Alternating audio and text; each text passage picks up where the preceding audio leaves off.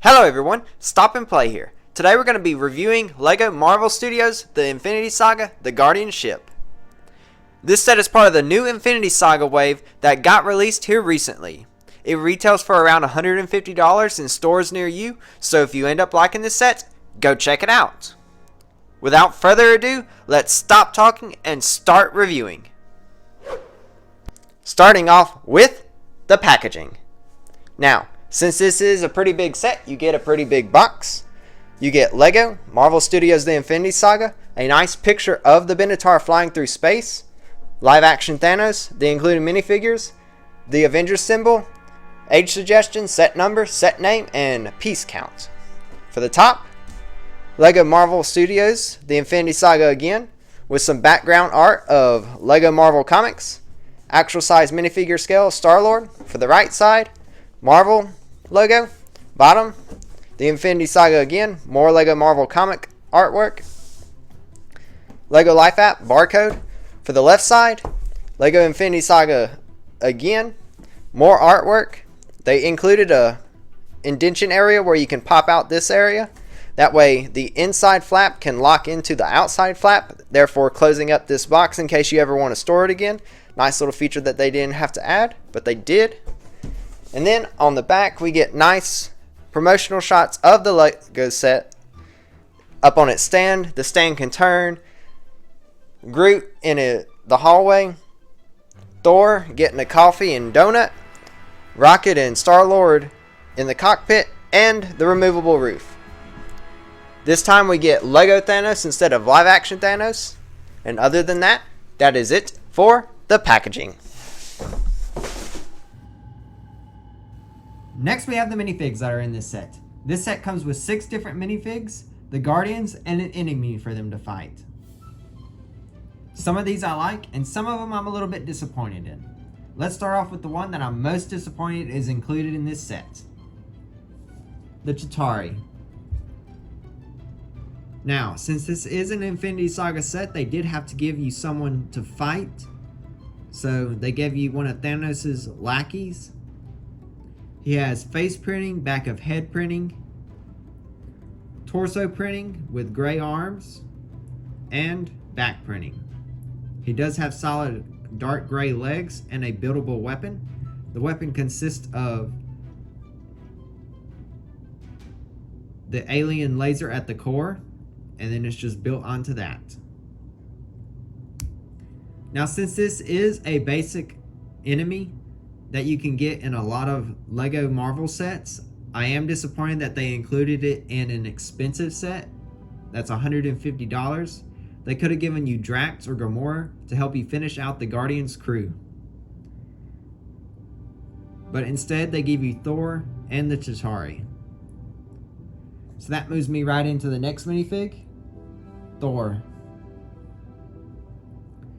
Now, overall, he's a great minifigure. He has his rough hair, his cocked smile, his Stormbreaker, torso printing, nice textured red cape, and back printing. He does come with an alternate face of eyes with lightning, since he's the god of thunder. But other than that, that is all the details included with Thor. Now, the problem I have with Thor being in this set, I understand that he was in the movie with him, and he was on the ship, and at the end he goes off with him. But it is a little disappointing that they decided to give you him and the Chitauri rather than Gamora and Drax. Since this is the Guardian ship, I kind of expected to have all the Guardians, but you just don't get it in this set. Thor can be put almost anywhere. He's gotten the new Asgard set. You get him in the final battle. You can, if they wanted to, they can put him almost anywhere, just because of how often Thor is in the movie. So, I wish they would have given you another character of the Guardians crew rather than Thor. Since we got the 2 disappointing characters out of the way, we're gonna move on to the next one. Mantis. I do believe that this is the first time we're getting Mantis as a Lego minifigure. And if this isn't, she is still pretty good to get. She does come with a hairpiece that is all one piece. The antennas are attached to it. And instead of being that hard Lego plastic, it is a nice rubbery. That way you ain't got to worry about the antennas popping off. For her face, she gets the cocked eyebrow. And on the back, they do give you an angry face.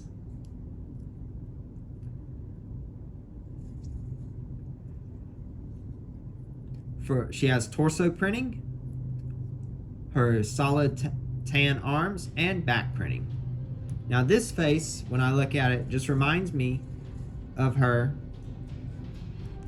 when she's yelling, "Sleep!"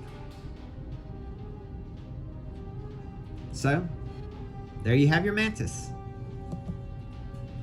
The next minifigure we have is Teenage Groot. He does have a custom head mold since his head is different from everyone else.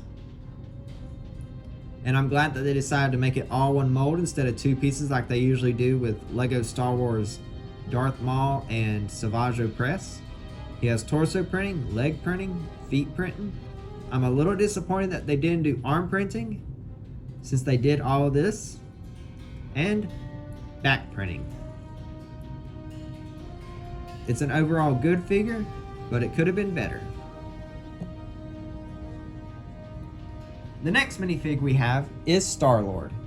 You can't have the Guardian ship without the captain of the crew, Star-Lord. I like his hairpiece, how they have a strand of hair hanging down. He's got his cocked eyebrow, jacket, red pants with black boots, and his custom blasters.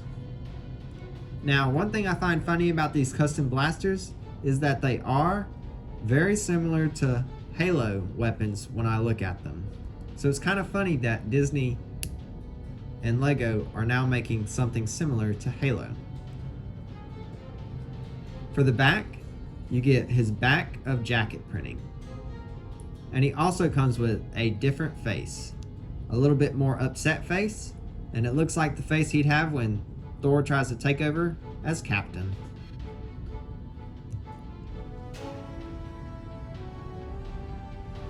Other than that, pretty good figure. The final minifig that we have is Rocket. It's the Rocket that we've been getting for a while now. He does have goggles printed on the top of his head, brown, raccoon face, and tail. He's got torso printing. You can see a scarf that wraps around to the back. It's nice that they did that instead of just cutting it off at the front. He does come with the short legs, and they give you a buildable weapon of his. It is sad that they don't give you an actual mold of his weapon, but since this is Lego and they're trying to make it kid friendly, they make you build his weapon. Other than that, very good figure. And that is it for the minifigs. Next we have the star of the set, the Guardian ship, otherwise known as the Benatar to most people. If we take a look at it, in the front we get a nice view of the cockpit. It has purple tint to it, and this is printed on. You do not have to apply a sticker, which was nice for them to do. If you lift up the cockpit, you can see that Star-Lord is in here with his controls, and there's an area for Rocket as well. To install Rocket, you just take him, slide him in there, and then you have your Rocket. If you have Rocket in here and you want to get access to Star-Lord, you can lift the entire cockpit up, but just make sure you move Rocket's arms. Otherwise, when you move the cockpit up, you will knock Rocket out. Then you can get access to Star-Lord. that is it for the front. For the top, we get some nice stickers. That's a hatch, panels, and vents. Nice detailing along the wings and along the engines. I do like that they decided to give you some areas where it's just not pure orange, just to show a little bit of wear and tear on the ship. And if you would like to access the inside, just take the roof off in 2 areas, and now you get access to the inside of the Benatar. A little area with some seats for people to sit in. Clips up here at the top to store weapons if you would like. Coffee area. Donut along with the screen of Gamora. Because remember, at the end, Star-Lord wanted to start looking for her. And then another area here in the back for someone to stand.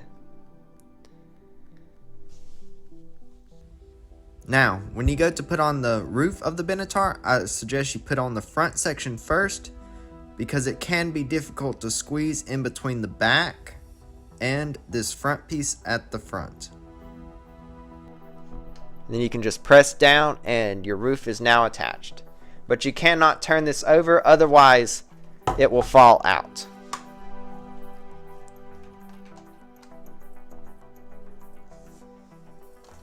Next on this set, we have the wings, and on the underside we can see that they give you some thrust, so that way when you pose your ship, you can have it flying through space.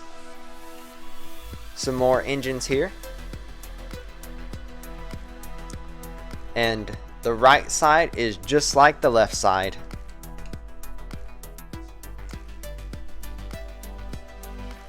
When we get back here to the engines, they can move in and out.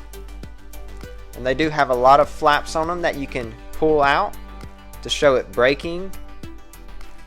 And when you pull out them flaps, it will reveal more engines thrust all along there.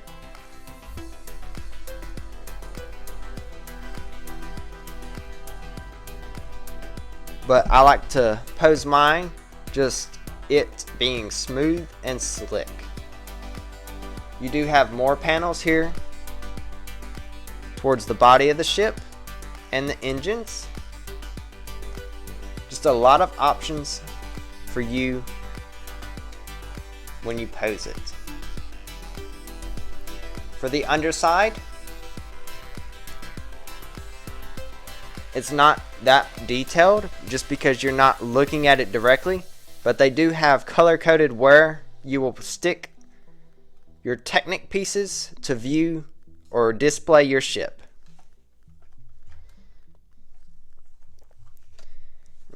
That is it for the Benatar. Next we have the stand of the set. This is your basic Lego stand that has flat pieces along the top and the front for display purposes. It does spin up here at the top. That way you can display your Benatar however you would like. It is color coded, that way you can attach it the way Lego wants you to. With red goes to red and black goes to black, as I showed you earlier. And we can attach it now. So if we take the stand, we take the Benatar, you can see red goes here. And then the dark gray goes on the black. So we just take it, plug it in. There you have your Benatar on your stand. And you can display it however you would like. Me personally, even though it is meant for you to display it with the Benatar facing this way, I do like having it turned around and flying downwards. And I just adjust the flaps as I would like. And the engines.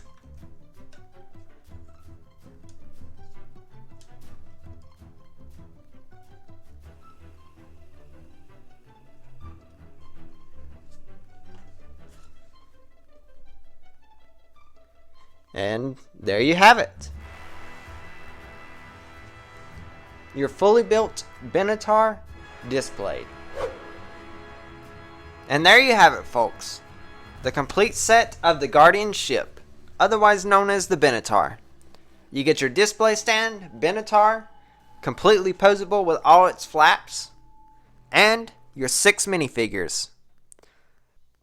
I do like that they give you 4 of the Guardian crew. I wish that they could have included the other 2, but it's Lego. They put in what they want, and you get what you get. I hope to see Gamora and Drax in a future set that's not as expensive, so that way we can complete the crew. Now this set reminds me of a more collector type, since it is more detail oriented than the last Benatar that we got. We get a stand with it. The only thing we're missing is an actual Lego plaque, like you see with the Star Wars head bust or the Jurassic set of the T-Rex or Stranger Things. All of those has a plaque, and I feel like this could have had one, but Lego just opted out of it. And it's probably a good thing, because if they decided to classify it as a displayable set or collector set, the price might have been a little bit more expensive. But enough of my opinions.